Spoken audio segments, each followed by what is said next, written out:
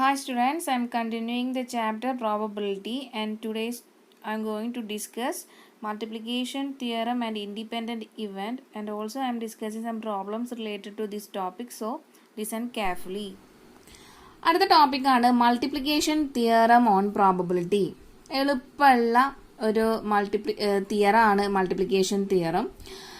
അപ്പോൾ നമുക്കറിയാവുന്ന കാര്യങ്ങൾ തന്നെയാണ്. നമ്മുടെ സാമ്പിൾ സ്പേസിൽ രണ്ട് ഇവന്റ് ഉണ്ട്, ഇ എന്ന് പറഞ്ഞിട്ടും എഫ് എന്ന് പറഞ്ഞിട്ടും രണ്ട് ഇവന്റ് ഉണ്ടെന്ന് വെക്കാം. അപ്പോൾ ഈ ഇന്റർസെക്ഷൻ എഫ് എന്ന് പറഞ്ഞാൽ എന്താ? ഇന്റർസെക്ഷൻ മീൻസ് ഇ എന്ന് പറഞ്ഞ സെറ്റിലും എഫ് എന്ന് പറഞ്ഞ ഇവന്റിലും, ഇ എന്ന് പറഞ്ഞ ഇവന്റിലും എഫ് എന്ന് പറഞ്ഞ ഇവന്റിലും കോമൺ ആയിട്ടുള്ള എലമെന്റ്സ് ആണ് നമ്മൾ എന്താ ഈ ഇന്റർസെക്ഷൻ എഫ് എന്ന് പറഞ്ഞ സംഭവം യൂസ് ചെയ്യാം. ആണല്ലോ, ഇന്റർസെക്ഷൻ യൂസ് ചെയ്യാം. അപ്പോൾ ഇവിടെ ഇതിൽ നിന്ന് തന്നെ നമുക്ക് അണ്ടർസ്റ്റുഡ് ആണ് ഇ എന്ന് പറഞ്ഞ ഇയും എഫും നടന്നു കഴിഞ്ഞ ഇവന്റ്സ് ആയിരിക്കും അല്ലെ. എന്നാൽ നടന്നു കഴിഞ്ഞതിന് ശേഷമല്ലേ നമുക്ക് എന്ത് ചെയ്യാൻ പറ്റുള്ളൂ? അതിൻ്റെ ഉള്ളിൽ കോമൺ ഉള്ള ടേംസ് എടുക്കാൻ പറ്റുള്ളൂ. ക്ലിയർ ആയോ? അപ്പോൾ ഇത് simultaneous occurrence of event E and F ആണ്. എന്തുകൊണ്ട് നമ്മൾ ഉദ്ദേശിക്കണേ? ഈ ഇന്റർസെക്ഷൻ എഫ് എന്ന് പറഞ്ഞിട്ട് ഉദ്ദേശിക്കുന്നത്. ക്ലിയർ ആയോ? അപ്പോൾ സൈമുൾട്ടേനിയസ് ഒക്കറൻസ് കേട്ടാ, simultaneous occurrence of the event E and F ആണ് ഈ ഇന്റർസെക്ഷൻ എഫ് കൊണ്ട് നമ്മൾ ഉദ്ദേശിക്കുന്നത്. ഇനി നമുക്ക് വേണ്ടത് പ്രോബബിലിറ്റി ഓഫ് ഈ ഇന്റർസെക്ഷൻ എഫ് കണ്ടുപിടിക്കണം. പ്രോബബിലിറ്റി ഓഫ് ഈ ഇന്റർസെക്ഷൻ എഫ്. അപ്പോൾ ഒരു കാര്യം പറഞ്ഞത് എന്താ? Simultaneous occurrence of event E and F ആണ് കേട്ടോ, ഈ ഇന്റർസെക്ഷൻ എഫ്. അപ്പോൾ ഇതിനെ നമുക്ക് ഈ ഇന്റർസെക്ഷൻ എഫിനെ നമുക്ക് വേണമെങ്കിൽ ഇ എഫ് എന്നും റെപ്രസെന്റ് ചെയ്യാം കേട്ടോ. ഇ എഫ് എന്ന് റെപ്രസെന്റ് ചെയ്താലും എന്ത് തന്നെയാ? ഈ ഇന്റർസെക്ഷൻ എഫ് ആണ്. ഓക്കെ, ക്ലിയർ ആണല്ലോ. ഇനി നമ്മൾ കണ്ടുപിടിക്കാൻ പോകുന്നത് പ്രോബബിലിറ്റി ഓഫ് ഈ ഇന്റർസെക്ഷൻ എഫ് ആ. അത് എങ്ങനെ നമുക്ക് കണ്ടുപിടിക്കാൻ പറ്റും? നമ്മളുടെ കണ്ടീഷണൽ പ്രോബബിലിറ്റിയിൽ എന്തായിരുന്നു? P of probability of E given F എന്ന് പറഞ്ഞാൽ എന്തായിരുന്നു? Probability of E intersection F divided by P of F ആണല്ലോ. ക്ലിയർ അല്ലേ? അതുപോലെ തന്നെ എന്തായിരുന്നു probability of F given E എന്ന് പറഞ്ഞാലും? ഇത് അങ്ങോട്ടേക്ക് ഇങ്ങോട്ടേക്ക് മാറിയെന്നുള്ളൂ കേട്ടോ.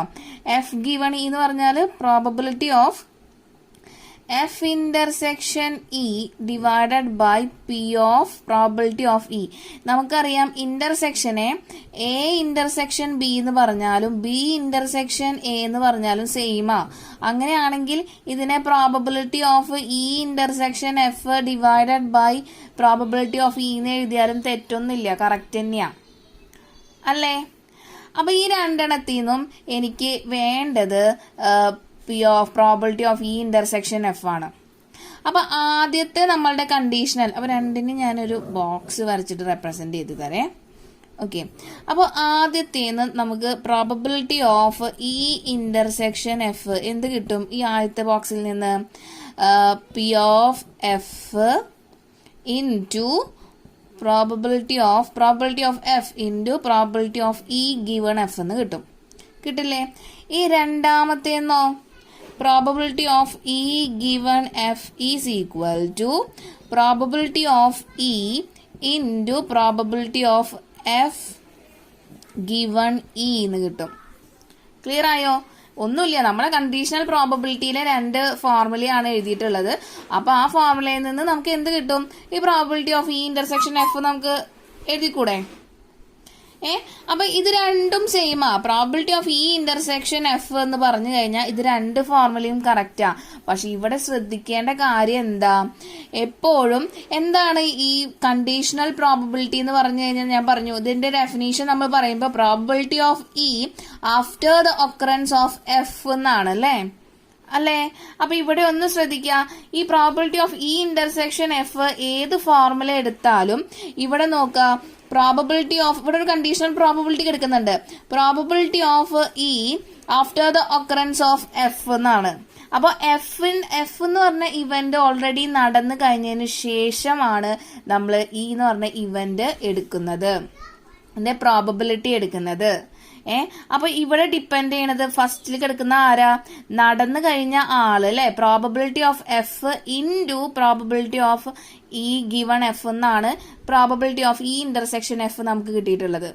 ഓക്കെ, അതുപോലെ ഈ ഒരു ഫോർമുലയിൽ നോക്കിയേ, ഇവിടെ ഇത് അങ്ങോട്ടേക്ക് ഇങ്ങോട്ടേക്ക് മാറി. അതായത് probability of F given E എന്ന് പറഞ്ഞു കഴിഞ്ഞാൽ probability of F after the occurrence of E. ഇവിടെ നടന്നു കഴിഞ്ഞത് ഇ എന്ന് പറഞ്ഞ ഇവന്റ് ആണ്. അപ്പൊ ആ നടന്നു കഴിഞ്ഞ ഇവന്റ് ഇവിടെ എന്ത് മൾട്ടിപ്ലൈ ചെയ്യുന്നുണ്ട് ഫസ്റ്റ് തന്നെ അതിന്റെ പ്രോബിലിറ്റി ഓഫ് ഇ ഇൻറ്റു കഴിഞ്ഞിട്ടാണ് അതിന്റെ കണ്ടീഷണൽ പ്രോബിലിറ്റി നമ്മൾ മൾട്ടിപ്ലൈ ചെയ്യുന്നത്. ഇത് രണ്ടും എന്താണ്, നമ്മളുടെ മൾട്ടിപ്ലിക്കേഷൻ തിയറം. ഇതിനെയാണ് മൾട്ടിപ്ലിക്കേഷൻ റൂൾ ഓഫ് പ്രോബബിലിറ്റി അല്ലെങ്കിൽ മൾട്ടിപ്ലിക്കേഷൻ തിയറം ഓൺ പ്രോബബിലിറ്റി എന്ന് പറയുന്നത്. ഇത് രണ്ടിലും ഏതെങ്കിലും ഒന്നേ നമുക്ക് യൂസ് ചെയ്യണ്ടോ, കാരണം ഏതാണോ ഫസ്റ്റ് നടന്ന ഇവന്റ് ഏതാണോ സെക്കൻഡ് നടന്ന ഇവന്റ് എന്ന് മാത്രം നമുക്ക് അറിഞ്ഞാൽ മതി.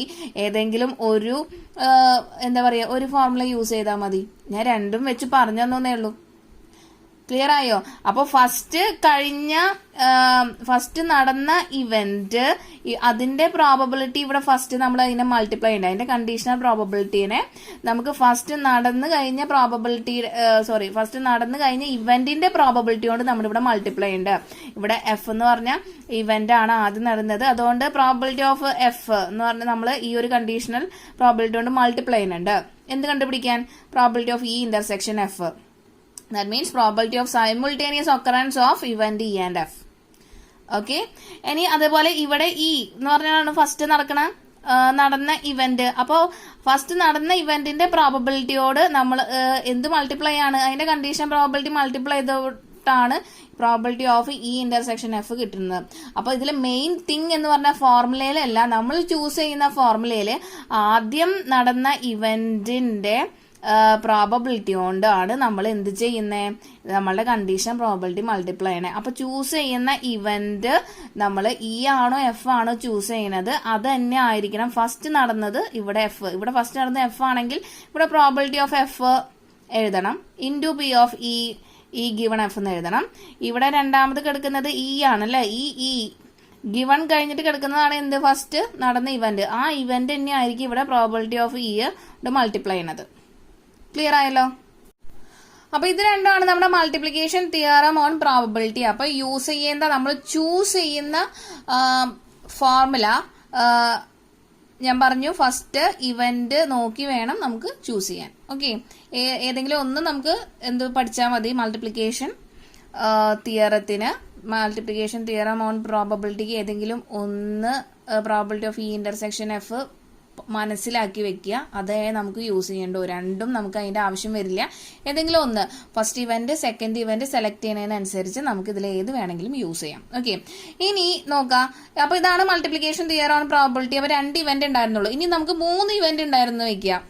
ഓക്കെ, 3 ഇവന്റ് ഉണ്ടെങ്കിൽ നമുക്ക് അതിന്റെ probability of E intersection F intersection G എങ്ങനെ കണ്ടുപിടിക്കാൻ പറ്റും?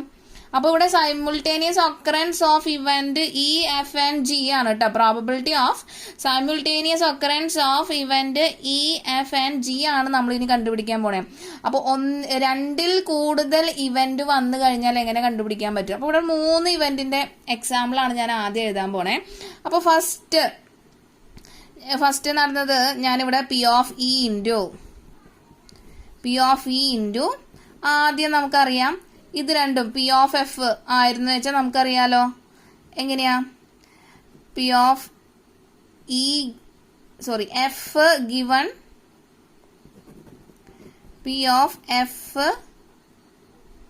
ഗിവൺ ഇ എന്നാണ് എഴുതണ്ടേ. ഇവിടെ ആദ്യം നടന്ന് ഇ ആണെന്ന് മനസ്സിലായി. അപ്പൊ ആദ്യം നടന്നത് നമ്മളുടെ കണ്ടീഷണൽ പ്രോബബിലിറ്റിയിൽ ഇവിടെ എഴുതണ്ടേ അല്ലെ. അപ്പൊ P of F given E എന്ന് എഴുതാം. ഇനി ഇവിടെ ജി എന്ന് പറഞ്ഞ സംഭവം നടക്കുന്നത് ഈ ഇയും എഫും നടന്നു കഴിഞ്ഞതിന് ശേഷമാണ്. അങ്ങനെയല്ല വരാം, ആദ്യം ഇ നടക്കും, പിന്നെ എഫ് നടക്കും, പിന്നെ ജി നടക്കും. അപ്പൊ ഇയും എഫും നടന്നതിന് ശേഷമാണ് ജി നടക്കുള്ളൂ.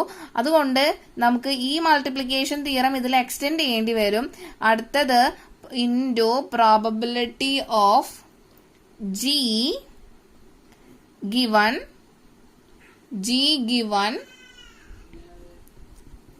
E intersection F.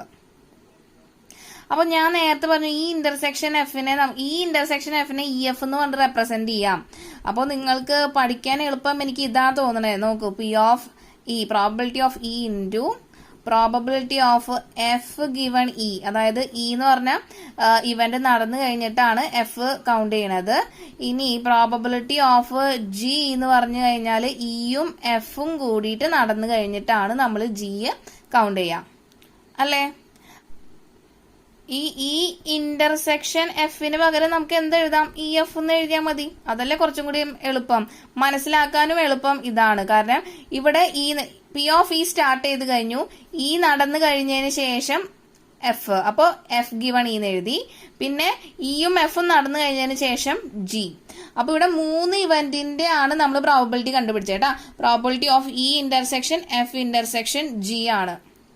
അപ്പൊ 4 എണ്ണം വരാണെങ്കിൽ ഇവിടെ അടുത്ത ഒരു ടേം കൂടി കയറി വരുന്നേ ഉള്ളൂ. ക്ലിയർ ആയോ? അതായത് ഇനി അടുത്ത ഈ 3 ഇവന്റ് നടന്നു കഴിഞ്ഞതിന് ശേഷമല്ല 4ാമത്തെ ഇവന്റ് വരുള്ളൂ. അപ്പൊ പി ഓഫ് അടുത്തത് ഇപ്പോ എച്ച് ആണെങ്കിൽ H given E F G എന്ന് എഴുതണം. ക്ലിയർ ആയില്ലേ? അപ്പൊ ഇത് നമുക്കിനി പ്രോബ്ലത്തിലൂടെയാണ് കുറച്ചും കൂടി പെട്ടെന്ന് മനസ്സിലാക്കാൻ പറ്റുക. നമുക്ക് പ്രോബ്ലം ചെയ്യാം. അപ്പോൾ ഫസ്റ്റ് എക്സാമ്പിൾ നോക്കാം. An urn contains 10 black and 5 white balls. 2 balls are drawn from the urn, one after the other without replacement. What is the probability that both drawn balls are black? അപ്പോൾ നമുക്ക് നമ്മളുടെ ഏണിൻ്റെ ഉള്ളിൽ ഒരു 10 black ബോളും ഒരു 5 white ബോളും ആണുള്ളത് എന്നാണ് പറഞ്ഞിട്ടുള്ളത്. അതിൽ 2 ബോൾ നമ്മൾ എടുക്കുകയാണ്. അപ്പോൾ ആ 2, അതായത് 1 ആഫ്റ്റർ അനദർ, ഒന്ന് എടുത്തതിന് ശേഷമാണ് അടുത്തത് എടുക്കുന്നത്. വിതൗട്ട് റീപ്ലേസ്മെന്റ് നമ്മൾ അതിൽ ഫില്ല് ചെയ്യണില്ല. ഒന്ന് എടുത്തു കഴിഞ്ഞാൽ അതിൽ വേറെ ഒന്ന് ഫില്ല് ചെയ്യുന്നില്ല. അപ്പോൾ വിതൗട്ട് റീപ്ലേസ്മെന്റ് എന്നുള്ള ടേം ഇവിടെ ഇമ്പോർട്ടൻ്റ് ആണ്. Okay. And what is the probability that both drawn balls are black? അതായത് 2 ബോളും എടുത്തത് ബ്ലാക്ക് ആവാനുള്ള പ്രോബബിലിറ്റി ആണ് നമ്മളോട് കണ്ടുപിടിക്കാൻ പറഞ്ഞിട്ടുള്ളത്.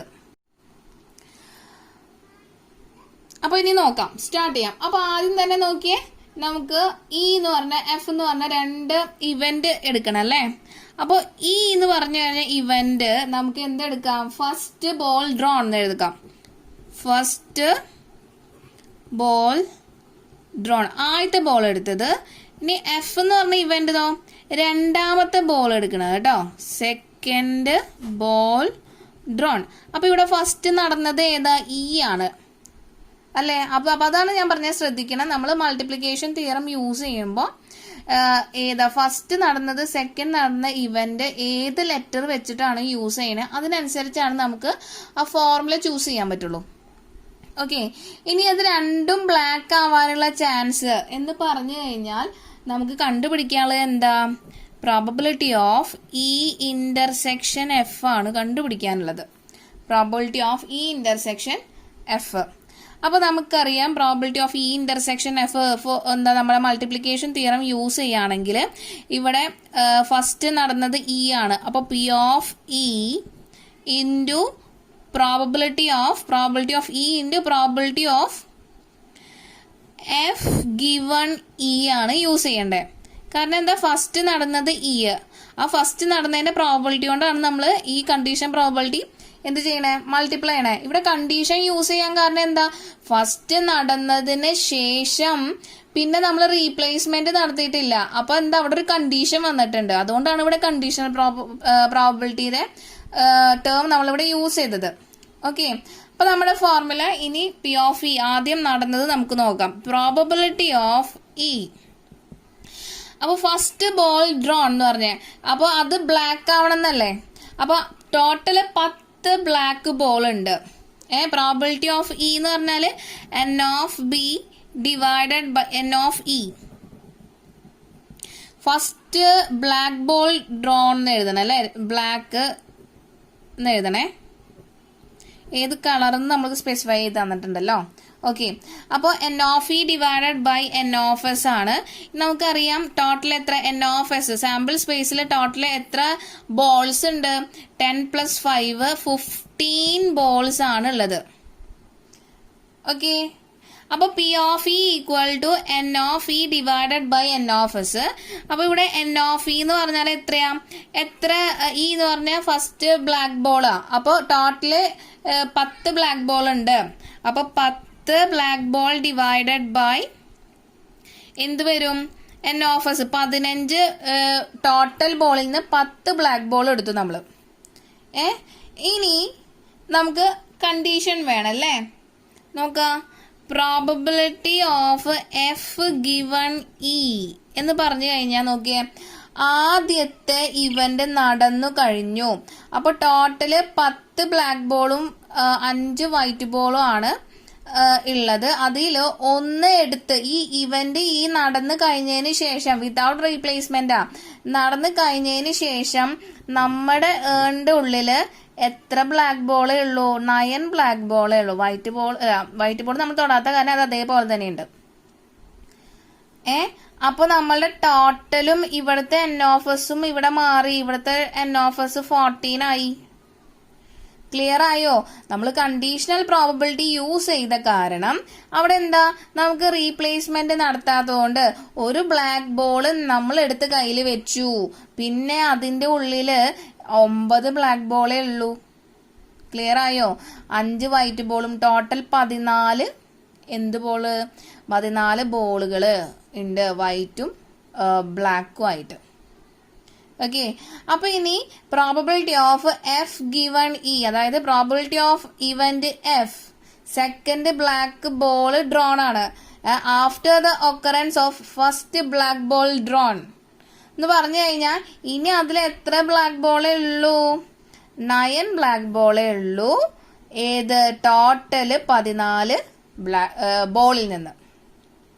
അപ്പൊ ഇവിടെ എൻ ഓഫ് ഈ എഫ് ഗിവൺ ഇ എന്ന് പറഞ്ഞു കഴിഞ്ഞാൽ നിങ്ങൾ അങ്ങനെ എടുക്കണം കേട്ടോ. റീപ്ലേസ്മെന്റ് നടക്കുന്നില്ല. അപ്പൊ ടോട്ടൽ എത്രയായി? 9 ആൾക്കാരേ ഉള്ളൂ. 9 ബ്ലാക്ക് ബോളേ ഉള്ളൂ.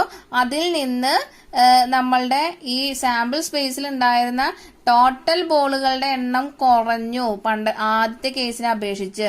അതായിരിക്കും ടോട്ടൽ ബോൾസ് അല്ലെ? പ്രോബബിലിറ്റി എന്ന് പറഞ്ഞാൽ എത്ര നമ്പർ ഓഫ് എലമെന്റ്സ് ഇൻ നമ്മളുടെ ഇവന്റ്, ഏത് ഇവന്റിലുള്ള number of elements divided by total number of elements in sample സ്പേസാ. പക്ഷെ ഇവിടെ സാമ്പിൾ സ്പേസിന്റെ കേസ് എടുത്തു കഴിഞ്ഞാൽ ഇവിടെ ഒന്ന് കുറഞ്ഞു എന്നുള്ള കാരണം ഇവിടെ ഒരു കണ്ടീഷൻ ഉണ്ട്. ഈ ഒരു ഇവന്റ് കഴിഞ്ഞിട്ടാണ് after the occurrence of event E. Event E എന്ന് പറഞ്ഞാൽ ഫസ്റ്റ് ബോൾ എടുത്തു കഴിഞ്ഞതിന് ശേഷം നമുക്ക് ഒരു ബോള് നമ്മുടെ ടോട്ടലിൽ നിന്നും കുറഞ്ഞു, നമ്മുടെ ബ്ലാക്ക് ബോളിൽ നിന്നും കുറഞ്ഞു. അപ്പോൾ അത് ഇവിടെ എഴുതണം. ക്ലിയർ ആയോ? അപ്പോൾ 9/14. ഇനി നമ്മളുടെ മൾട്ടിപ്ലിക്കേഷൻ റൂൾ അനുസരിച്ച് probability of E intersection F is equal to P of E എന്ന് പറഞ്ഞാൽ നമുക്ക് 10/15 കിട്ടിയിട്ടുണ്ട്. And P of E F given E എന്ന് പറഞ്ഞാൽ 9/14 എന്ന് കിട്ടിയല്ലോ. അപ്പൊ നമുക്കൊന്ന് കട്ട് ചെയ്ത് കളയാം അല്ലെ? ഇവിടെ 2, ഇവിടെ 3, ഇവിടെ ഈ 3യും ഈ 9 ഇവിടെ 3. അപ്പോൾ ടോട്ടല് പിന്നെ ഈ 2ഉം ഈ 14 7 ആവും. അപ്പോൾ നമുക്ക് 3/7 ആണ് പ്രോബബിലിറ്റി ഓഫ് ഈ intersection F. Okay. This is our next example. 3 cards are drawn successively without replacement from a pack of 52 well shuffled cards. What is the probability that first 2 cards are kings and the third card drawn is an ace? അപ്പോൾ എന്താ പറഞ്ഞിട്ടുള്ളേ? നമ്മൾ 52 നമ്മുടെ well shuffled കാർഡ്സിൽ നിന്ന് 3 cards ആണ് നമ്മൾ എടുക്കാൻ പോണത്. അപ്പൊ അതിൽ എന്താ കണ്ടീഷൻ പറഞ്ഞിട്ടുള്ളേ? ഫസ്റ്റ് രണ്ട് കാർഡ് കിങ് ആവാനും മൂന്നാമത്തെ കാർഡ് എയ്സ് ആവാനുള്ള പ്രോബബിലിറ്റി ആണ് കണ്ടുപിടിക്കാൻ പറഞ്ഞിട്ടുള്ളത്. ക്വസ്റ്റ്യൻ ക്ലിയർ ആയല്ലോ. അപ്പൊ ഇനി നമുക്ക് ആദ്യം ഇവന്റ് എഴുതണം അല്ലേ? K1 എന്ന് പറഞ്ഞു കഴിഞ്ഞാൽ നമുക്ക് എന്തെഴുതാം? K1 is the event that card drawn is king. Card drawn is king. K2 first king എന്ന് എഴുതേ. First king. K2 is the card drawn.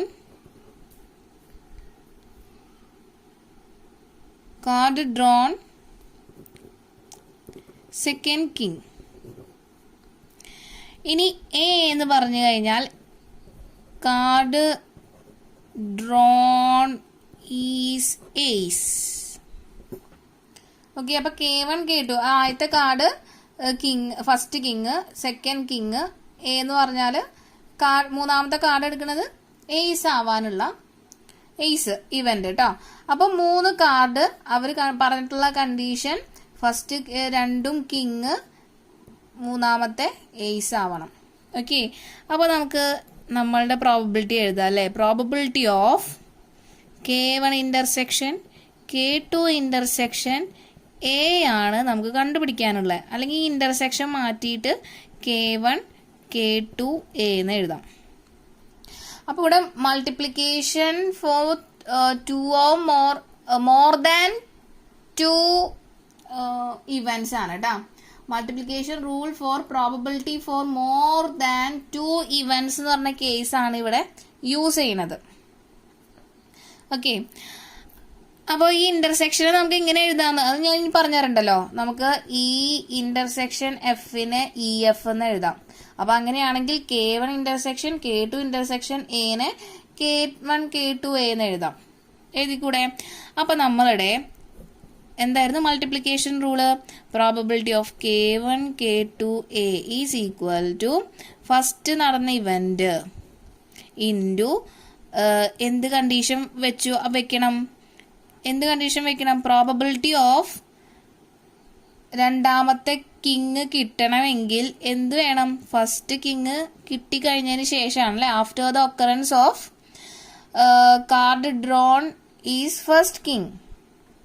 Okay, into probability of അടുത്തത് എ എന്ന് പറഞ്ഞ എയ്സ് കിട്ടണമെങ്കിൽ ഈ K1 ഉം K2 ഉം നടന്നു കഴിയണം അല്ലേ. ഓക്കെ, നമ്മുടെ മൾട്ടിപ്ലിക്കേഷൻ റൂൾ ആണ് നമ്മുടെ മോർ ദാൻ 2 ഇവന്റ്സിന്റെ മൾട്ടിപ്ലിക്കേഷൻ റൂളാണ് ഇവിടെ യൂസ് ചെയ്യുന്നത്. അപ്പൊ ഇവിടെ 3 ഇവന്റ് K1 K2 എന്ന് എടുത്തുന്നേ ഉള്ളൂ, പേര് മാറ്റിയെന്നേ ഉള്ളൂ. ക്ലിയർ ആയെന്ന് വിചാരിക്കുന്നു. ആദ്യത്തെ ഇവന്റ് K1 എന്ന് പറഞ്ഞാൽ ഫസ്റ്റ് എടുത്തത് കിങ് ആയി.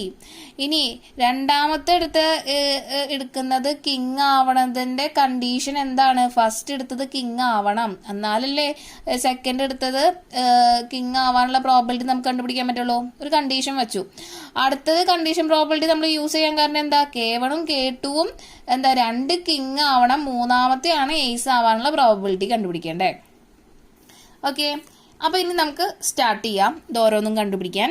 അപ്പൊ P ഓഫ് K1 നോക്കിയേ, നമുക്ക് ഒരു 52 ഡെക്ക് ഓഫ് കാർഡ്സിൽ നമുക്ക് എത്ര കിങ് ഉണ്ട്? നമുക്കറിയാം 4 കിങ് ഉണ്ട്. അതുപോലെ എത്ര എയ്സ് ഉണ്ട്? എയ്സ് 4 എയ്സ് ആണുള്ളത്. അപ്പോൾ അത് നമ്മൾ സൈഡിൽ ആദ്യം തന്നെ എഴുതി വെക്കാം.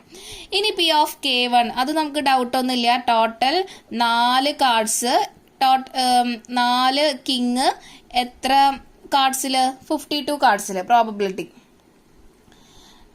ഇവിടെ സാമ്പിൾ സ്പേസ് ടോട്ടൽ 52 കാർഡ്സ് ആണ് കേട്ടോ. അപ്പൊ ആദ്യം നമ്മൾ സാമ്പിൾ സ്പേസ് എടുക്കുമ്പോൾ പ്രശ്നമൊന്നുമില്ല, എത്ര ടോട്ടൽ കാർഡ്സ് ഉണ്ടോ അതന്നെ എടുക്കാം. പിന്നെ സാമ്പിൾ സ്പേസ് എടുക്കുമ്പോൾ അതിൽ എന്തൊക്കെ വ്യത്യാസം വരുന്നിട്ടുണ്ടോ അതൊക്കെ സാമ്പിൾ സ്പേസിൽ നിന്നും കുറയ്ക്കണം, ടോട്ടലിൽ നിന്നും കുറയ്ക്കണം. ഓക്കെ, അപ്പൊ ഇനി നോക്കാം. 4 കിങ് P ഓഫ് K1 എന്ന് പറഞ്ഞാൽ N of K1 divided by N of S ആണ്. Number of kings in 52 deck of cards divided by total cards.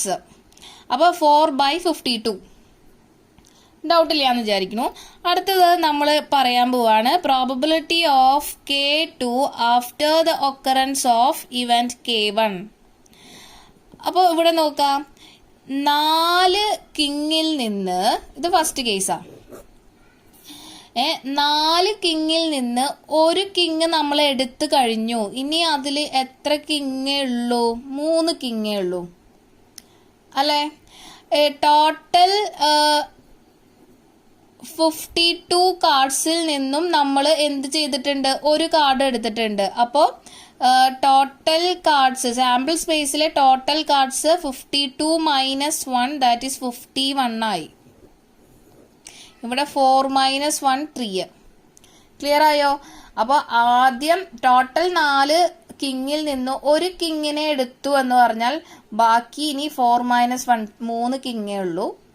ഇനി 52 കാർഡിൽ നിന്ന് ഒരു കാർഡ് നമ്മളെടുത്ത് മാറ്റി വെച്ചു, ഒരു കിങ്ങിനെ എടുത്ത് മാറ്റി വെച്ച് കഴിഞ്ഞാൽ ഇനി ടോട്ടൽ കാർഡ്സ് എത്രയുള്ളൂ? 52 - 1 ദാറ്റ് ഇസ് 51. ഓക്കെ, അപ്പൊ ഇനി രണ്ടും കൂടി നമുക്ക് എന്ത് ചെയ്താൽ മതി? ഡിവൈഡ് ചെയ്താൽ മതി. 3/51. ഇനി അടുത്ത മൂന്നാമത്തെ കണ്ടീഷൻ എന്താ?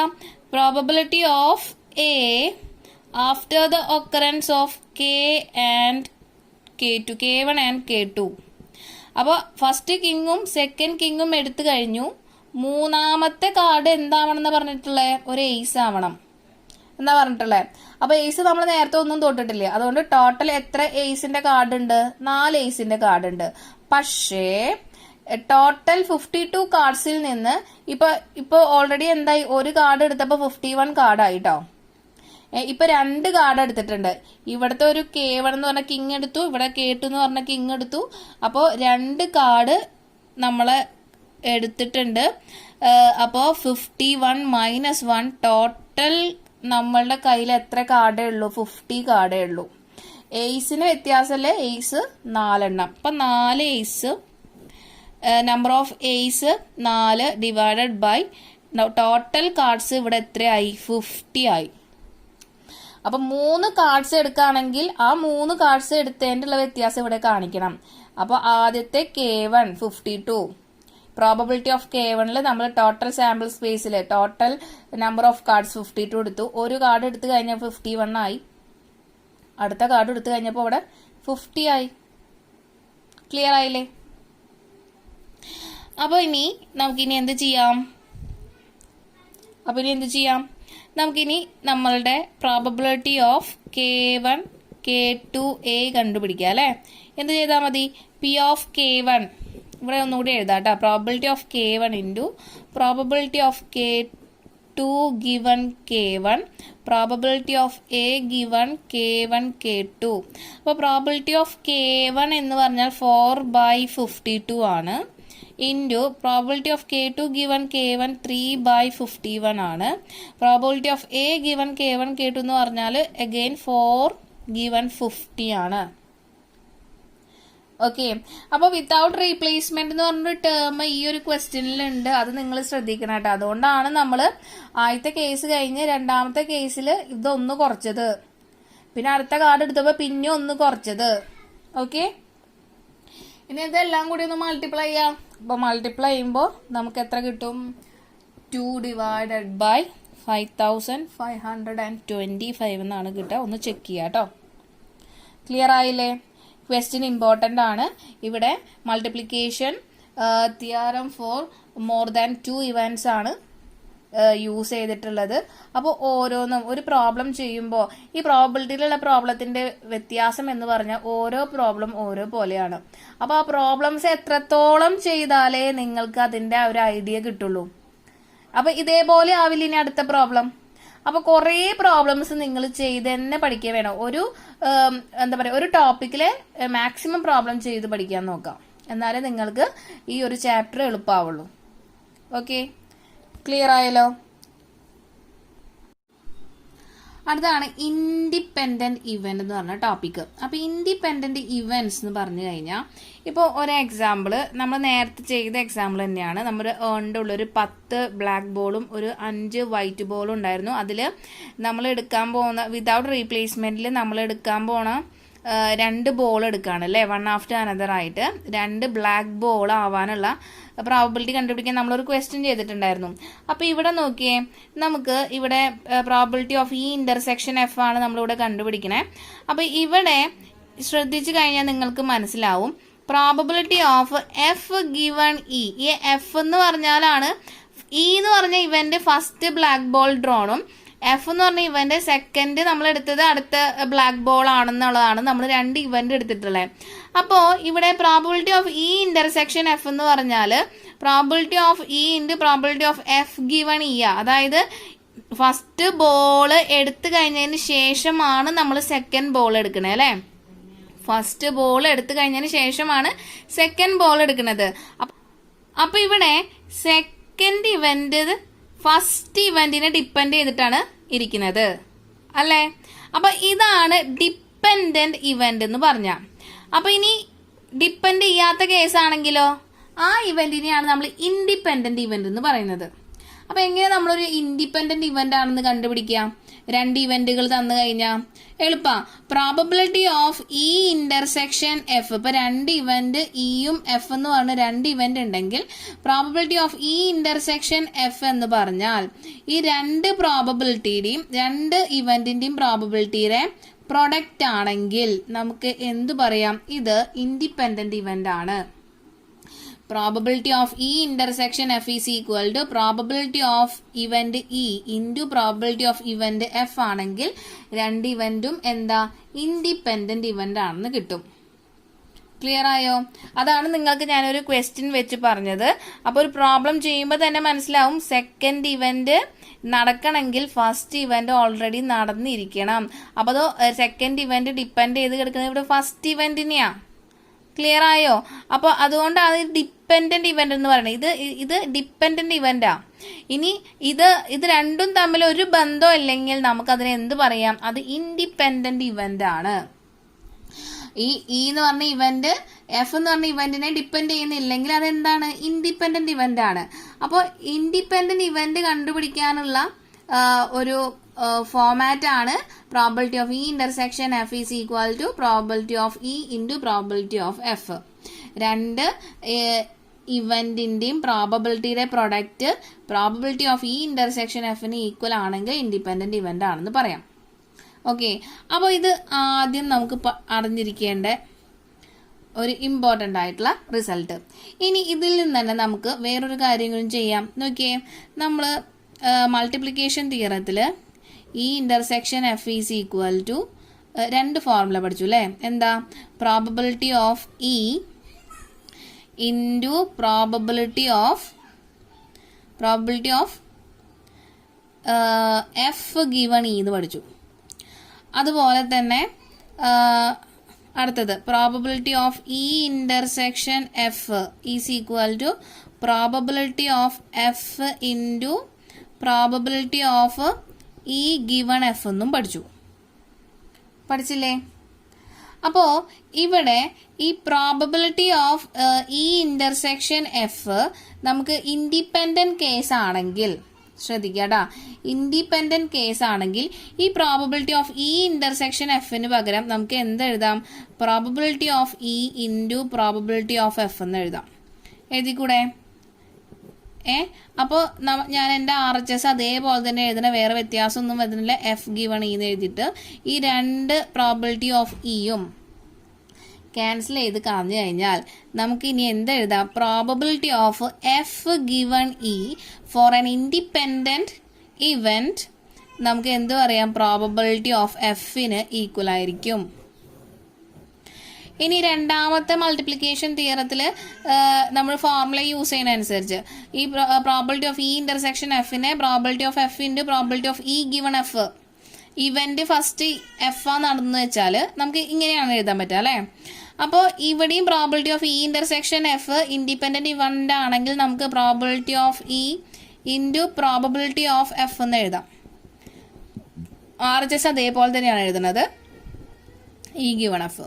അപ്പോൾ ഇതിൽ നിന്ന് 2 പി ഓഫ് എഫും ക്യാൻസൽ ചെയ്ത് കഴിഞ്ഞാൽ നമുക്ക് probability of E given F four an independent event case നമുക്ക് എന്തിന് ഈക്വൽ ആയിരിക്കും? പ്രോബബിലിറ്റി ഓഫ് ഇക്ക് ഈക്വൽ ആയിരിക്കും. അപ്പോൾ ക്ലിയർ ആയോ? ഒന്ന് നോക്കിയേ, ഇവിടെ ഫസ്റ്റ് സെക്കൻഡ് നടന്ന കേസിന് ആയിരിക്കും ഈക്വൽ ആവുന്നത് ഇൻഡിപെൻഡന്റ് കേസ്. ഇവിടെയും അതെ, സെക്കൻഡ് നടന്നത് എപ്പോഴും ഈ ഗിവൺ കഴിഞ്ഞിട്ട് വരുന്നതാണ് ഫസ്റ്റ് നടന്ന കേസ്. അപ്പോൾ ആദ്യത്തെ ഈ പ്രോബബിലിറ്റി ഓഫ് എഫ് ഗിവൺ ഇയിൽ ഇ ആണ് ഫസ്റ്റ് നടന്ന കേസ്, എഫ് ആണ് സെക്കൻഡ് നടന്ന ഇവന്റ് അല്ലേ? അപ്പോൾ അത് ഇൻഡിപെൻഡന്റ് ഇവന്റ് ആണെങ്കിൽ ആ probability of F given E എന്തിന് ഈക്വൽ ആയിരിക്കും? പ്രോബബിലിറ്റി ഓഫ് എഫ്, അതായത് സെക്കൻഡ് നടന്ന കേസിനാണ് ഈക്വൽ ആയിട്ട് വരാം. ഇവിടെയോ, ഇവിടെ ഫസ്റ്റ് നടന്ന കേസ് എഫും സെക്കൻഡ് നടന്ന ഇവന്റ് ഇയും ആണ്. അപ്പോൾ probability of E given F independent ഇവന്റിൽ പ്രോബബിലിറ്റി ഓഫ് ഇക്ക് ഈക്വൽ ആയിരിക്കും. അപ്പോൾ ഇതൊന്നും കൂടി മാർക്ക് ചെയ്ത് പഠിക്കാം. ഇനി അടുത്ത പോയിന്റ്, ഇപ്പം 3 ഇവന്റുകൾ തരാണ് വയ്ക്കുക, എ ബി സി എന്ന് പറഞ്ഞാൽ 3 ഇവന്റ് തരാണ്. ഇനി അത് 3 മ്യൂച്വലി ഇൻഡിപെൻഡന്റ് ആണെന്ന് എങ്ങനെ പ്രൂവ് ചെയ്യണം? എങ്ങനെ പ്രൂവ് ചെയ്യാൻ പറ്റുള്ളൂ നോക്കാം കേട്ടോ, ശ്രദ്ധിക്കുക.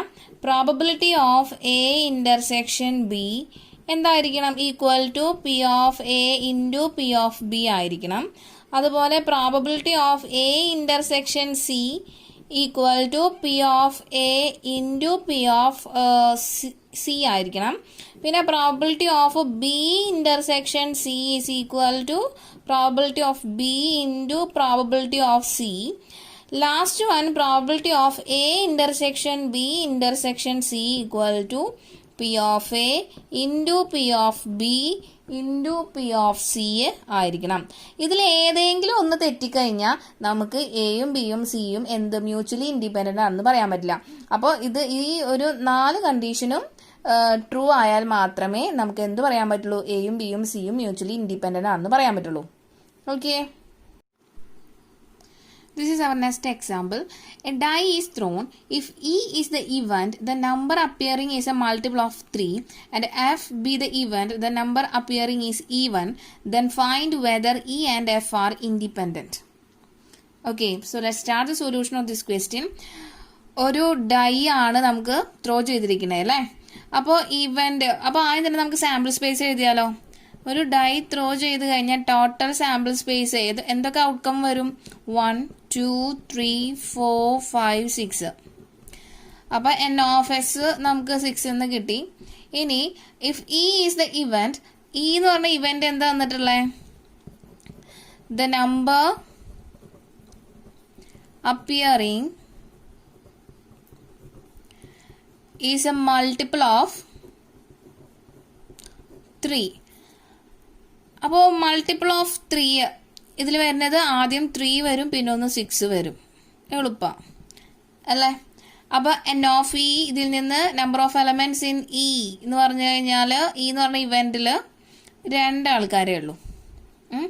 അപ്പോൾ പി ഓഫ് ഇ നമുക്ക് കൈയോടെ തന്നെ കണ്ടുപിടിച്ച് പോവാം അല്ലേ? P of E is equal to N of E divided by N of S. N of E 2 എന്ന് കിട്ടി, എൻ ഓഫ് എസ് 6 ആണ് കിട്ടിയിട്ടുള്ളത്. അപ്പോൾ അങ്ങനെ ഇരുന്നോട്ടെ. ഓക്കെ, ഇനി എഫ് എന്ന് പറഞ്ഞ ഇവന്റ് അവർ തന്നിട്ടുള്ളത് F B the event, the number appearing is even.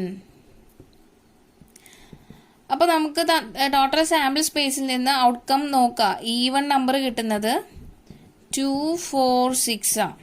അപ്പോൾ അങ്ങനെയാണെങ്കിൽ എൻ ഓഫ് എഫ് നമുക്ക് എത്ര കിട്ടി? എഫ് എന്ന് പറഞ്ഞ ഇവന്റിലുള്ള എത്ര എലമെന്റ്സ്? 3 എലമെന്റ്സ്. അപ്പോൾ പ്രോബബിലിറ്റി ഓഫ് എഫ് എന്ന് പറഞ്ഞാൽ N of F divided by N of S ആണ്. എൻ ഓഫ് എഫ് 3 ആണ്, എൻ ഓഫ് എസ് 6 ആണ് അല്ലേ? ഇനി നമുക്ക് എന്താ അത് ഇൻഡിപെൻഡന്റ് ആണോ എന്നാണ് ചെക്ക് ചെയ്യാൻ പറ്റുള്ളത്. ഇയും എഫും ഇൻഡിപെൻഡന്റ് ആവണമെങ്കിൽ 2 ഇവന്റേ ഉള്ളൂ അല്ലേ? അപ്പോൾ probability of E intersection F is equal to P of E into P of probability of E into probability of F ആണ് നമുക്ക് പ്രൂവ് ചെയ്യേണ്ടത്. അപ്പോൾ അതിന് ഇനി എന്തൊക്കെ വേണം? നമുക്ക് ഇ ഇന്റർസെക്ഷൻ എഫ് വേണം. ഇ ഇന്റർസെക്ഷൻ എഫ്, ഇ എന്ന് പറഞ്ഞ ഇവന്റ് ഇത്, എഫ് എന്ന് പറഞ്ഞ ഇവന്റ് നമുക്ക് സെറ്റിൽ കിട്ടിയിട്ടുണ്ട്. രണ്ടിലും കോമൺ ആയിട്ട് ആരേ ഉള്ളൂ? 6 എന്ന് പറഞ്ഞ ഇവന്റ് മാത്രമേ ഉള്ളൂ. So N of E intersection F നമുക്ക് 1 കിട്ടുള്ളൂ, ഒരാളല്ലേ ഉള്ളൂ അതിൻ്റെ ഉള്ളിൽ, ആ സെറ്റിൻ്റെ ഉള്ളിൽ. അപ്പോൾ probability of E intersection F എന്ന് പറഞ്ഞാൽ N of E intersection F, number of elements in E intersection F divided by N of S equal to 1 by N of S is 6. ഇനി നമുക്കിനി നോക്കിയാലോ. അപ്പോൾ പ്രോബബിലിറ്റി ഇനി നമ്മളുടെ ഇൻഡിപെൻഡന്റ് ആണ് എന്ന് ചെക്ക് ചെയ്യണമെങ്കിൽ ഇത് രണ്ടും ഈക്വൽ ആവണം അല്ലേ? അപ്പോൾ LHSൽ നമുക്ക് probability of E intersection F 1/6 എന്ന് ഇട്ട് കൊടുക്കാം. പ്രോബബിലിറ്റി ഓഫ് ഇവന്റ് ഇ എന്ന് പറഞ്ഞാൽ 2/6 എന്ന് കിട്ടിയിട്ടുണ്ട്. പ്രോബബിലിറ്റി ഓഫ് എഫ് എന്ന് പറഞ്ഞാൽ 3/6 എന്ന് കിട്ടിയിട്ടുണ്ട് അല്ലേ? അപ്പോൾ 1/6 ഈക്വൽ ടു ഈ 3 ഈ 6ൽ 3 2 ടൈംസ് ഈ ടു ക്യാൻസൽ ചെയ്യാൻ നമുക്ക് 1/6 കിട്ടും. അപ്പോൾ 2 ഈക്വൽ ആണ് അല്ലേ. നമുക്ക് എന്ത് പറയാം? Event E and F R independent. എളുപ്പമാണ്. Okay. Next example, an unbiased die is thrown twice. Let the event A be odd number on the first throw and B the event odd number on the second throw. Check the independence of the event A and B. Okay, so let's start the solution of this question. എന്താ question തന്നിട്ടുള്ളത്? ഒരു unbiased die എന്ത് ചെയ്തിട്ടുണ്ട്? Throw ചെയ്തിട്ടുണ്ടല്ലേ. 2 പ്രാവശ്യമാണ് throw ചെയ്തിട്ടുള്ളത്. അപ്പോൾ പിന്നെ നമുക്ക് കിട്ടി ആദ്യം തന്നെ സാമ്പിൾ സ്പേസ് തന്നെ എഴുതി, സാമ്പിൾ സ്പേസിലെ നമ്പർ നമുക്ക് എഴുതി വെക്കാം. 6 ഒരു പ്രാവശ്യം ത്രോ ചെയ്യുകയാണെങ്കിൽ നമുക്ക് 6 ആണെന്ന് അറിയാം. 2 പ്രാവശ്യം ത്രോ ചെയ്യുകയാണെങ്കിൽ 6 സ്ക്വയർ 36. അപ്പോൾ n of s 36 ആണ് ആണല്ലോ. ഇനി ഞാനിവിടെ സാമ്പിൾ സ്പേസ് കംപ്ലീറ്റ് എഴുതുന്നില്ല. നിങ്ങൾക്കറിയാലോ അത് എങ്ങനെ സ്റ്റാർട്ട് ചെയ്യാം. 1 1 1 2 1 3 അങ്ങനെ തൊട്ടിട്ട് 6 വരെ ആയിരിക്കും നമ്മുടെ സാമ്പിൾ സ്പേസ്. Total number 36. ഇനി ഇവന്റ് എ എന്ന് പറഞ്ഞ ഇവന്റ് അവർ തന്നിട്ടുള്ളത് എന്താ? Odd number on the first throw. B എന്ന് പറഞ്ഞ ഇവന്റ് odd number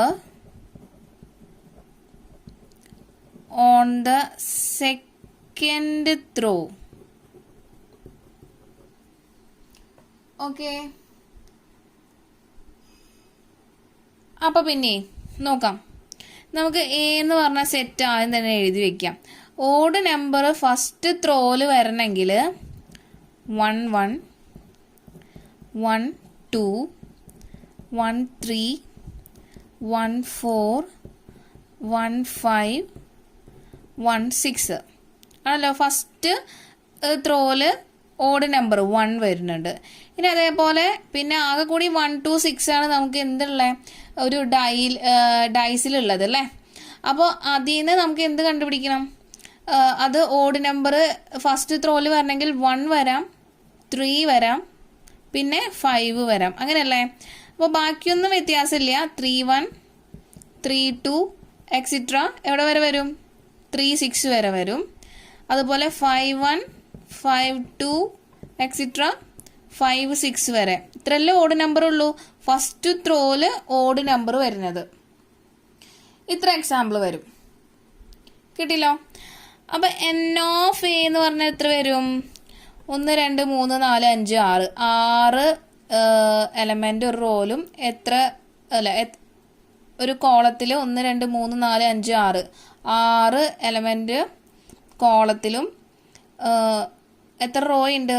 1 2 3 റോയ്. അപ്പോൾ 3 × 6 18 നമ്പർ n of a വരുന്നുണ്ട്. ഓക്കെ. ഇനി നമുക്ക് വേണ്ടത് ബി എന്ന് പറഞ്ഞ സെറ്റാണ് കണ്ടുപിടിക്കേണ്ടത്. നോക്കാം. Odd number on the second throw. അപ്പം രണ്ടാമത്തെ ത്രോയില് ഓഡ് നമ്പർ വരണമെങ്കിൽ രണ്ടാമത്തെ ത്രോയില് ഓഡ് നമ്പർ കേട്ടോ. അപ്പോൾ അങ്ങനെയാണെങ്കിൽ നമുക്ക് എത്ര വരും നോക്കാം. രണ്ടാമത്തെ ത്രോയില് ഓഡ് നമ്പർ 1 1 വരാം, 1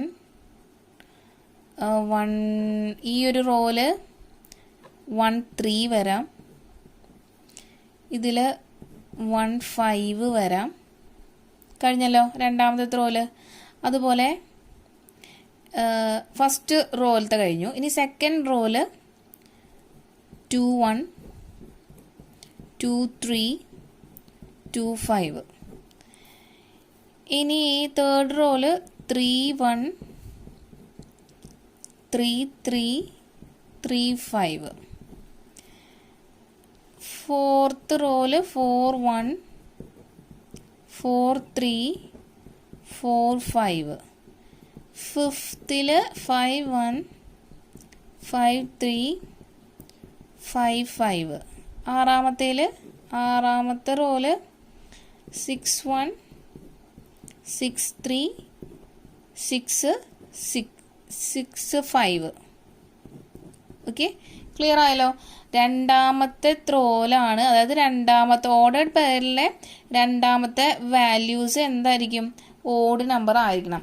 അപ്പോൾ ഇവിടെ എന്തുണ്ട്? 1 2 3 കോളം 3 1 2 3 4 5 6 എന്തുണ്ട്? റോയുണ്ട്. സോ 18 നമ്പറാണ് ടോട്ടൽ അല്ലേ. അപ്പോൾ എൻ ഓഫ് ബി നമുക്ക് 18 തന്നെ കിട്ടിയിട്ടുണ്ട്. അപ്പോൾ ഇൻഡിപെൻഡൻ്റ് ആണെന്നാണ് നമുക്ക് പ്രൂവ് ചെയ്യാൻ പറഞ്ഞിട്ടുള്ളത് അല്ലേ. അപ്പോൾ എന്തായാലും എ ഇൻ്റർസെക്ഷൻ ബി കണ്ടുപിടിക്കേണ്ടി വരും. അപ്പോൾ നമുക്ക് ഇവിടെ നിന്ന് തന്നെ സ്റ്റാർട്ട് ചെയ്യാം. A intersection B is equal to, അപ്പോൾ രണ്ടിലും കോമൺ ആയിട്ടുള്ള എ ഇൻ്റർസെക്ഷൻ ബി ഒന്ന് നോക്കിയൊക്കെ. എയിലും ബിയിലും കോമൺ ആയിട്ടുള്ള എലമെൻറ്റ്സ് 1 1 ഉണ്ട്. 1 1 വരും, പിന്നെ 1 3 വരും, 1 3 1 5.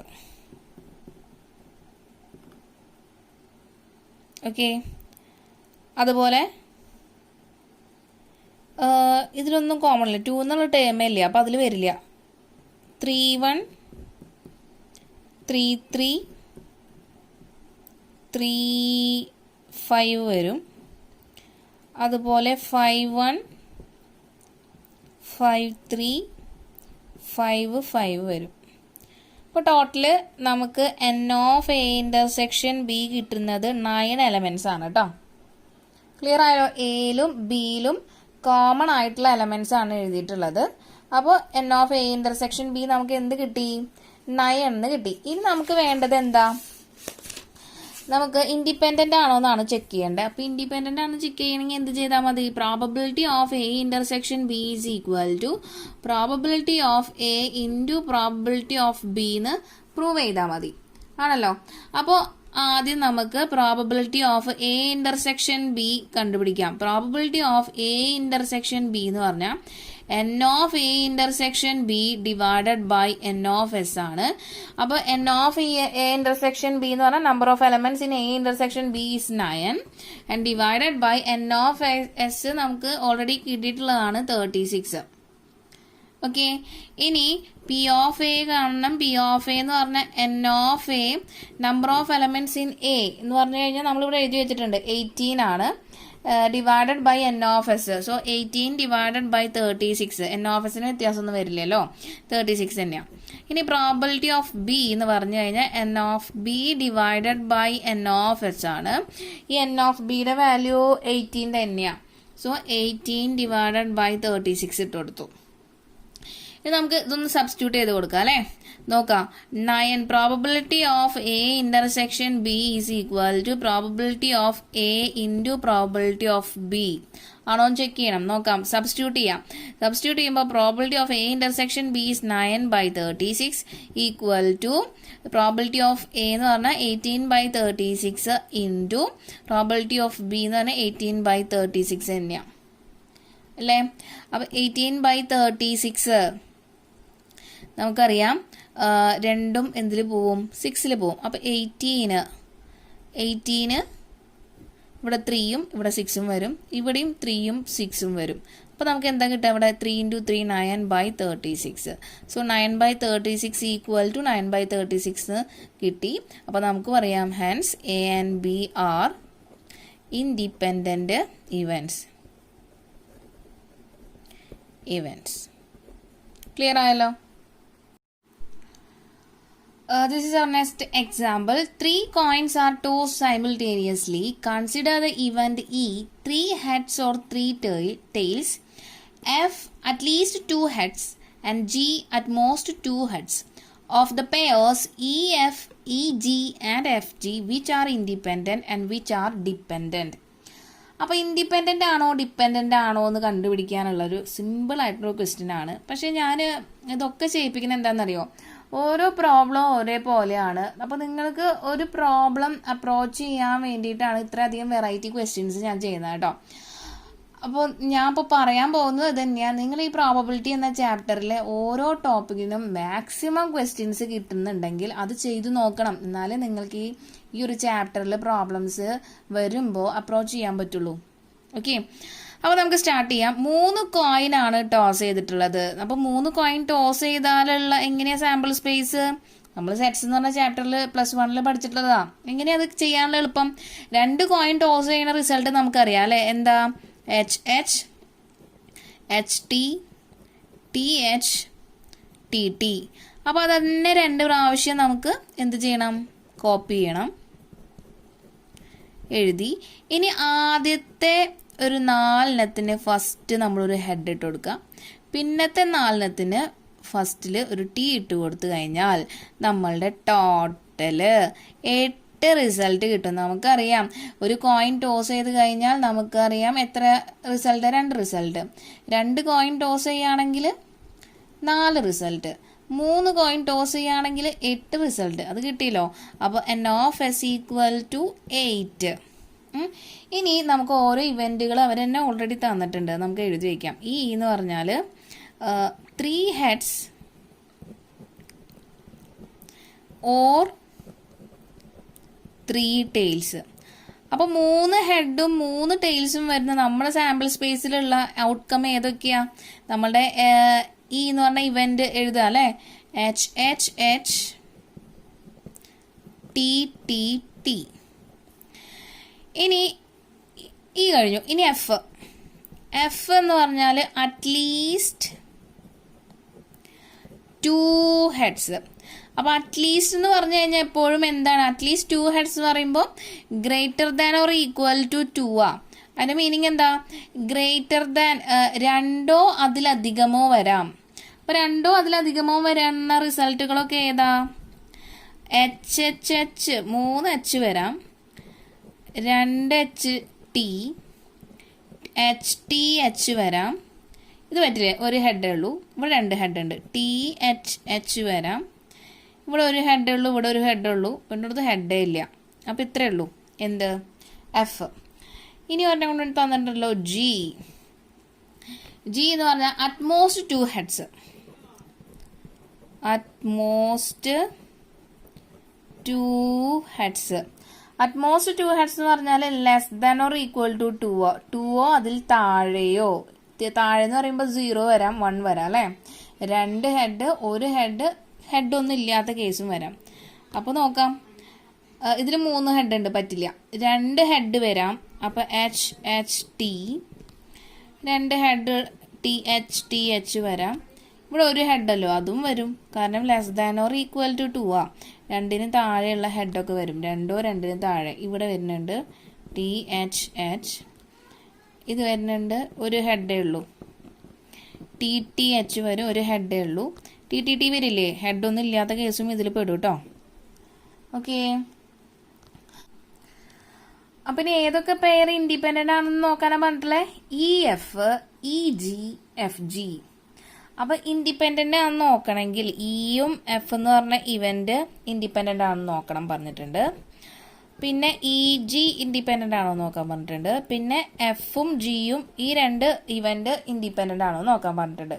അപ്പോൾ ഇൻഡിപെൻഡൻ്റ് ആവണമെങ്കിൽ നമുക്കറിയാം ഈ 2 ഇവന്റ് ഇൻഡിപെൻഡൻ്റ് ആവണമെങ്കിൽ probability of E intersection F എന്തിന് ഈക്വൽ ആയിരിക്കും?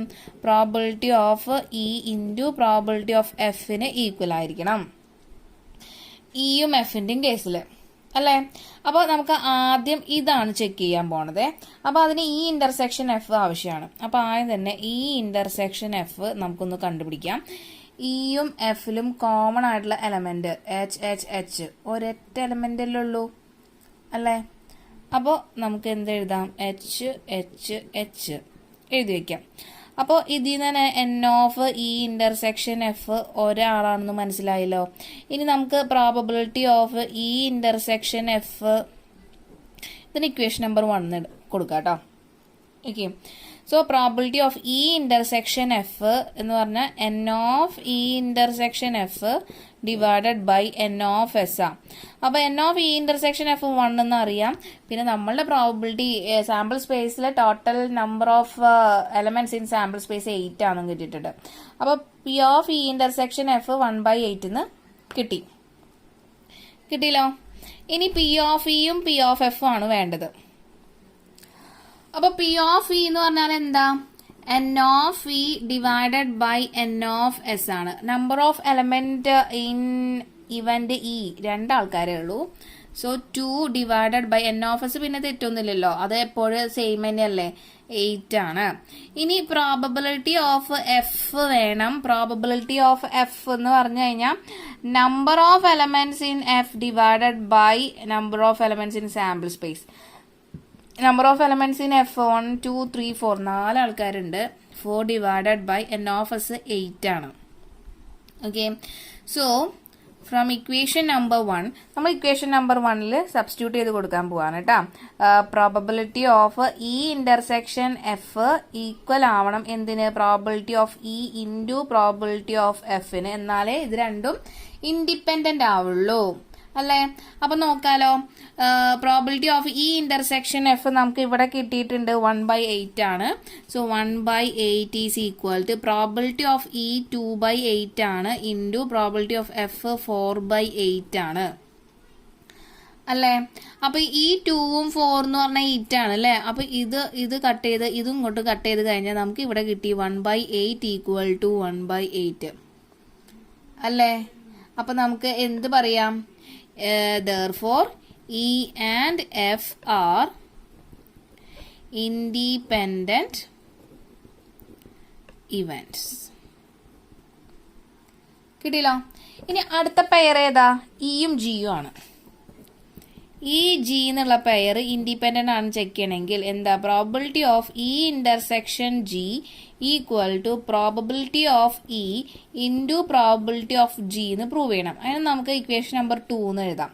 അപ്പൊ ഇനി ഇ ഇന്റർസെക്ഷൻ ജി ആദ്യം കണ്ടുപിടിക്കണം. ഇ ഇന്റർസെക്ഷൻ ജി, ഇ എന്ന് പറഞ്ഞ എലമെന്റ് ഇതാണ്, ഇവന്റ് ഇതാണ്, ജി എന്ന് പറഞ്ഞ ഇവന്റ് ഇതാണ്. അപ്പൊ ഇത് രണ്ടിലും കോമൺ ഉള്ള എലമെന്റ്സ് ആയിരിക്കും എന്ത്? ഈ ഇന്റർസെക്ഷൻ ജി അല്ലേ? അപ്പോ HHH ഇതിലില്ല, TTT ഇതിലുണ്ട്. അപ്പൊ ഇതിലും എന്താണ്? ഒരാളേ ഉള്ളൂ അല്ലേ? അപ്പോൾ TTT രണ്ടിലും ഉണ്ട്. നമുക്ക് എഴുതാം n of E intersection G നമുക്ക് 1 കിട്ടും, ഒരാളല്ലേ ഉള്ളൂ. ഇനി probability of E intersection G is equal to n of E intersection G divided by n of S and which will be equal to 1 divided by 8. ഇനി probability of E already കിട്ടിയിട്ടുണ്ട്. നമുക്ക് ഇനി probability of G ആണ് ആവശ്യം. Probability of G എന്ന് പറഞ്ഞാൽ n of G divided by n of S ആണ്. n of G number of elements in event G 1 2 3 4 5 6 7. അപ്പൊ നമുക്ക് 7/8 എഴുതണം. 7/8. ഓക്കെ, അപ്പൊ 7/8 നമുക്ക് ഇക്വേഷൻ നമ്പർ 2ല് സബ്സ്റ്റിറ്റ്യൂട്ട് ചെയ്യാം. സബ്സ്റ്റിറ്റ്യൂട്ട് ചെയ്യുമ്പോൾ പ്രോബിലിറ്റി ഓഫ് ഇ ഇന്റർസെക്ഷൻ ജിയുടെ വാല്യൂ നമുക്ക് എന്താ? 1/8 എന്ന് കിട്ടിയിട്ടുണ്ട്. അപ്പൊ നമുക്ക് ഇവിടെ ഒന്ന് എഴുതാം അല്ലെ? E intersection G equal to probability of E into probability of G. അപ്പോൾ പ്രോബിലിറ്റി ഓഫ് ഇ ഇന്റർസെക്ഷൻ ജിയുടെ വാല്യൂ 1/8 ആണ്.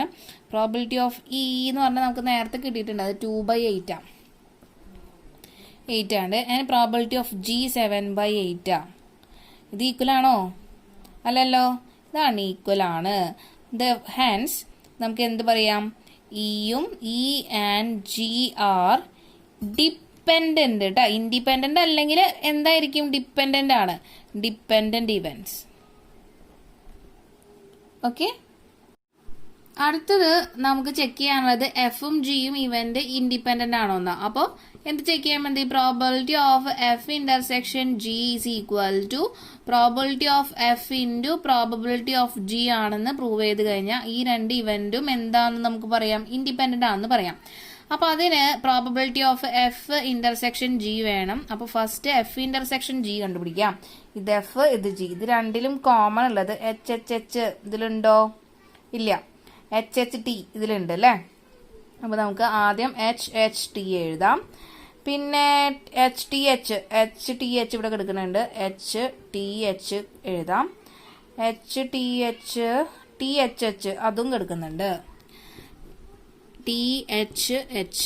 അപ്പൊ 3 എലമെന്റ്. അപ്പൊ n of F intersection G is equal to 3. അപ്പോൾ probability of F intersection G is equal to n of F intersection G divided by n of S. അപ്പോൾ n of F intersection G 3 കിട്ടിയിട്ടുണ്ട്. n of S എത്രയാ? 8 ആണ്, നമുക്കറിയാം. ഇനി നമുക്ക് ഈ equation number 3 എന്ന് പറഞ്ഞാൽ probability of F intersection G is equal to probability of F into probability of G ആണ്. അപ്പോൾ സബ്സ്റ്റിറ്റ്യൂട്ട് ചെയ്യാം. Probability of F intersection G 3/8 എന്ന് കിട്ടിയിട്ടുണ്ട്. പ്രോബിലിറ്റി ഓഫ് എഫ് നമുക്ക് ഓൾറെഡി കിട്ടിയിട്ടുണ്ട് 4/8. അത് സബ്സ്റ്റിറ്റ്യൂട്ട് ചെയ്യാം. Into probability of G 7/8. കണ്ടാൽ തന്നെ അറിയാം ഇത് ഈക്വൽ അല്ലല്ലോ. LHS not equal to RHS. Hence we can write it as F and G are dependent event. Not independent event അല്ലെങ്കിൽ ഡിപ്പെൻഡന്റ് ഇവന്റ് ഒന്നും എഴുതാം അല്ലേ? എഴുതി കൂടെ? Dependent events. അപ്പോൾ ഇനി ഇതിൽ ആരൊക്കെയാണ് ടോട്ടൽ ഇപ്പം നമുക്ക് കിട്ടിയല്ലോ. നമുക്കപ്പോൾ ജനറലൈസ് ചെയ്യണം. നോക്കാം. ആദ്യത്തേല് ഇ ആൻഡ് എഫ് ഇൻഡിപെൻഡന്റ് ആണെന്ന് കിട്ടി. ഇ ആൻഡ് ജി ഡിപ്പെൻഡന്റ് ആണ് എന്ന് കിട്ടിയിട്ടുണ്ട്. പിന്നെ അതേപോലെ മൂന്നാമത്തെ ഏതാ? എഫും ജിയും ഡിപ്പെൻഡന്റ് എന്നാണ് കിട്ടിയിട്ടുള്ളത്. അപ്പൊ നമുക്ക് ലാസ്റ്റ് ഫൈനലൈസ് ചെയ്യണം. Hence the event E and F R independent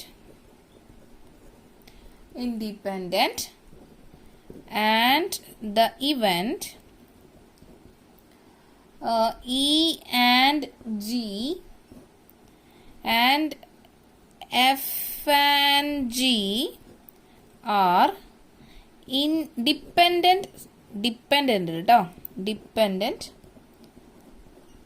event. Okay.